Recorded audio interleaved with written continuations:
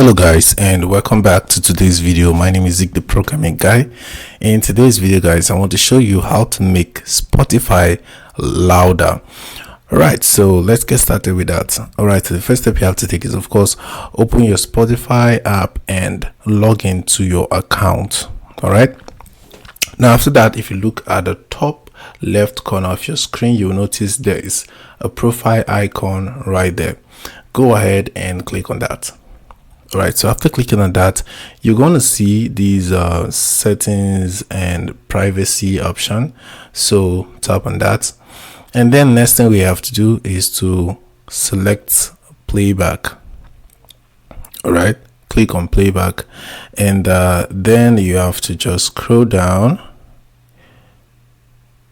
until you find these volume control section. Now in the volume control section, you find this option to change the volume level.